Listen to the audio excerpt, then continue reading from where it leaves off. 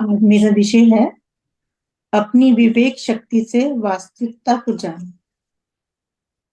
अच्छे और बुरे, सही और गलत के बीच भेदभाव करने की शक्ति पृथ्वी पर जन्मे मनुष्य को उपहार में मिली है।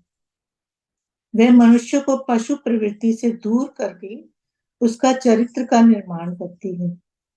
ईश्वर तक पहुंचने की कोशिश करने के बजाय इंद्रिय सुखों की तलाश में जीवन वास्तव में दयनीय है। मानव वस्तुतः सत्य का भंडार है, लेकिन वह शरीर की सुख सुविधाएं और आत्मा की पूर्ण उपेक्षा कर अपने मार्ग से भटक गया है। शरीर के प्रति अत्यधिक लगाव सभी शक्तियों को नष्ट कर देता है। आओ इस बात को एक कहानी से स्पष्ट करते हैं।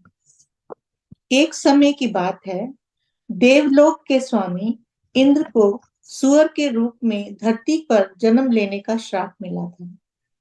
इस प्रकार जन्म लेने के कारण वह अपना सारा समय पारिवारिक जीवन गंदे मटमैले पानी में व्यतीत कर रहे थे।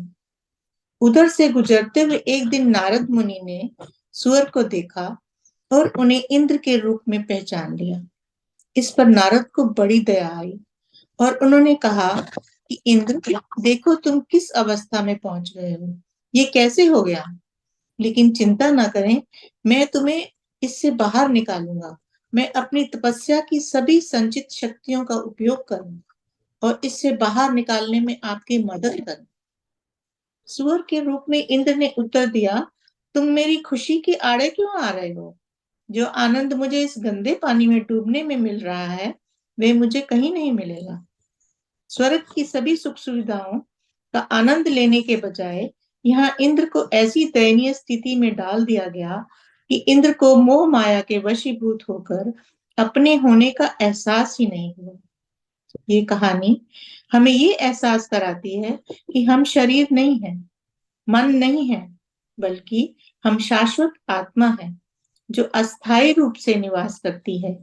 ये मन, शरीर और हमारा विवेक हमारी आत्मा का प्रतिबिंब है। हमारा विवेक हमारा स्वामी है। ईश्वर ने हमें विवेक की शक्ति दी है। इस विवेक शक्ति द्वारा हमें इन निचले सुखों के पार जाकर देखना होगा और अपना जीवन ईश्वर को समर्पित करना होगा। रामायण में भी हमें भगवान राम और रावण के उदाहरण मिलते हैं। दोनों ही महान विद्वान थे। रावण एक महान व्यक्ति थे और राम एक अच्छे व्यक्ति थे। हमें महानता और अच्छाई के बीच के अंतर को समझना होगा। रावण ने अपने अहंकार और अनियंत्रित इच्छा के कारण अपने ज्ञान का दुरुपयोग किया, जबकि राम ने अपने ज्ञान का सदुपयोग किया और लोगों को खुश किया। एक और उदाहरण द्वारा समझते हैं, जो संसार की मायावी प्रकृति को दर्शाता है और हमें वैराग्य की ओर ले जाता है। राजा जनक ने ब्रह्म ज्ञान में असाधारण दक्षता हासिल कर ली थी और विदेह का राजा कहा जाता था। विदेह का अर्थ है शरीर, शरीर से रहित। एक दिन विशेष रूप से रात के खाने के बाद वे सोफे पर आराम कर रहे थे, जबकि रानी उनके पैरों को दबा रही थी। क्योंकि वे अत्यधिक थके हुए थे, इसलिए उन्हें जल्द ही नींद आ गई। उनके पास ही बैठ नींद आ गई। रानी उनके पास ही बैठी हुई थी। कुछ देर बाद अचानक राजा जनक की आंखें खुली और वे उठ खड़े हुए, अपने आसपास देखा और बड़े ही अनोखे तरीके से पूछना शुरू किया, क्या ये असली है या वह सच है? क्या ये सच है या वह सच है? रानी थोड़ी भयभीत हो गई।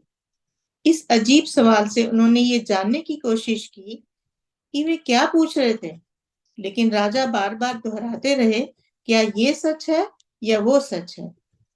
इस उलझन के कारण रानी ने सभी मंत्रियों और सलाहकारों को बुलाया। मंत्री नहीं समझ पाए कि राजा क्या कह रहे थे। अंततः ऋषि वशिष्ठ के पास नारद मदद मांगी गई। सर्वज्ञ होने के कारण ऋषि वशिष्ठ ने ये जानने के लिए अपनी आंखें बंद की और कुछ देर तक ध्यान किया। ध्यान में राजा के अजीब व्यवहार का कारण वशिष्ठ को समझ आ गया कि राजा जनक एक स्वप्न देख रहे थे और अचानक जाग गए, जिसमें उन्होंने अपना राज्य खो दिया और स्वयं को एक जंगल में खोया हुआ अकेला और निराश पाया।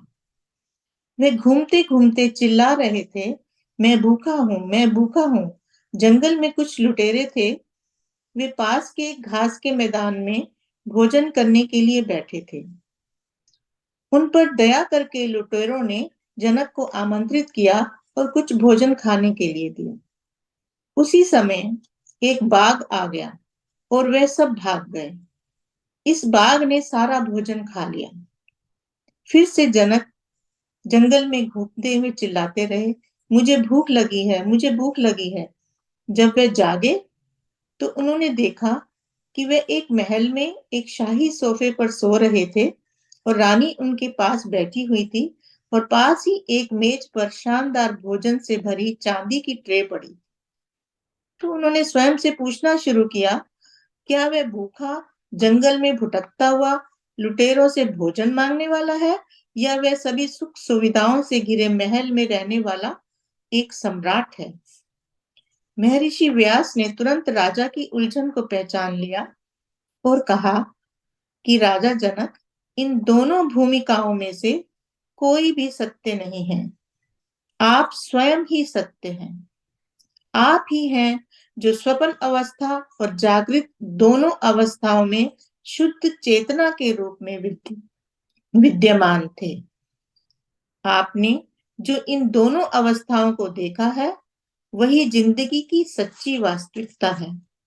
दिन के समय दिवा स्वप्न, रात्रि के समय रात्रि स्वप्न होता है, और ये दोनों भ्रम हैं। वे लगातार एक चीज से दूसरी चीज में बदलते रहते हैं। केवल आप जो इन सभी अवस्थाओं में अपरिवर्तित रहते हैं, वास्तविक हैं, सभी परिवर्तनों से मुक्त हैं। गीता में भी इस बात पर जोर दिया गया है, जहां कृष्ण ने महत्वपूर्ण सत्य बताया है कि संसार लगातार बदल रहा है और केवल आत्मा ही वास्तविक और अपरिवर्तनीय है। इस कहानी से हम इस निष्कर्ष पर पहुंचते हैं कि सांसारिक सुख सुविधाएं समाप्त हो जाती हैं और शरीर और भौतिक सुखों का कोई स्थायी मूल्य नहीं है। मनुष्य का लक्ष्य ये जानना है कि वास्तविकता क्या है, क्या सत्य है और क्या असत्य है। ये भौतिक शरीर नश्वर है, केवल आत्मा ही अनश्वर है। धन्यवाद।